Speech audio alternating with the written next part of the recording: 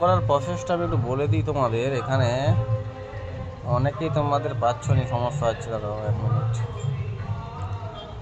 আর GNA কেটে চলে এলাম। জিএনএ কেটে তোমরা জানো সবাই যে প্লাসে যেমন নাফি ম্যাট্রিক্সে চলে এলাম।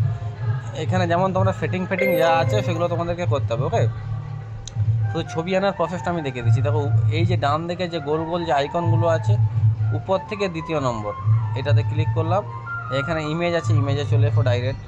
এই DWG 2013 এটাতে ক্লিক করে দিলাম। ক্লিক করার পর এইখানে তোমাকে এরকম একটা অপশান দেখাবে। নিচে দেখো লেখা আছে drawing1.dwg দিয়ে সেভ। এখানে যে কোনো একটা নাম দিয়ে তুমি মৌজার নাম দিতে পারো, যেই মৌজার ওপেন করবে তাহলে খুঁজতে সুবিধা হবে।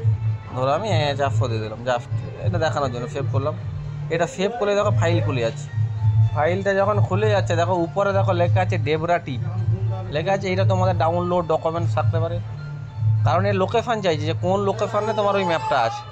তুমি ওই ডেবরা টিপের বাঁ দিকে যে 3 লাইন হচ্ছে ওটাতে ক্লিক করবে। ক্লিক করলে দেখো এখানে অনেকগুলো অপশান আছে, recent, image, video, audio, document, download, Realme 12 Pro 5G। এটা আমার মোবাইল, ধরো আমি মোবাইলের রেখেছি ইন্টারনাল স্টোরেজে রিয়েলমি 12 Pro 5G। এটা ক্লিক করলাম। এখানে দেখো বহু কিছু আছে। এবার তোমার যেখানে থাকবে, তোমার রিসেন্টে থাকতে পারে, তুমি রিসেন্টে ক্লিক করে দেখবে কোনটা টিপ আছে। ঠিক আছে, তুমি রিসেন্টে তোমাদের থাকতে পারে, রিসেন্টেই তোমাদের বেশিরভাগ থাকবে। এটা করার পর ধরো আমার এখানে কোথায় আছে, ধরো যে ডেবরা টিপের মধ্যে অনেকগুলো টিপ আছে। আমি ডেবরা টিপে ঢুকে গেলাম। দেখো এখানে অনেক টিপ ফাইল আছে। দেখো ধরো আমি একটাকেই নিয়ে নিলাম। নিয়ে নেওয়ার পর যেমন প্রসেস আছে 1 2 3 4 এরকম করে মেরে গেলে দেখো এই ছবিটা চলে গেলো, যা ছবি আছে এই তোমার ছবি ডাইরেক্ট ওপেন হয়ে গেলো। টিপ ফাইলে দেখো তোমাকে এবার স্কেল ফেল যেমন 3960 করে স্কেল চেঞ্জ করে সেটা তোমাদেরকে করতে হবে। এটা প্রসেসটা আমি দেখিয়ে দিলাম। এখানে তোমাকে কী আছে, PDF থাকলে JPG তোমাকে করতে হবে কনভার্ট। এটা কিন্তু টিপ ফাইলে একটা সুবিধা কি, তুমি এরকম করে যত জুম করলেও লাইন ফাটবে না, মিডিল বোঝা যাবে এবং তোমার ডাইরেক্ট ওপেন হয়ে যাবে।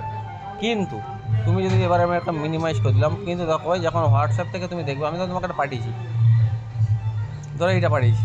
একবার যখন ক্লিক করতেছি ওর উপর দেখো এখানে অনেকগুলো দেখাচ্ছে, তুমি কোনটা দিয়ে ওপেন করতে চাইছো। এই মাল্টি টিপ ভিউয়ার যখন ওপেন করবে তবেই কিন্তু তুমি ম্যাপটা দেখতে পাবে, কারণ এই দেখো তোমাকে দেখাচ্ছে। না হলে তুমি যদি ডাইরেক্ট ধরো অন্য কিছু দিয়ে অ্যাপ করো, এটা দিয়ে তুমি অন্য যান ওইটা দিয়ে দেখো তুমি যে ফাইল দাও এরকম তোমার এরকম ব্ল্যাঙ্ক থেকে যাবে। একমাত্র মাল্টি টিপ ভিউয়ারই ওকে ওপেন করবে। ওকে, এইভাবে তোমরা দেখতেও পারো বা ওপেনও করতে পারবে।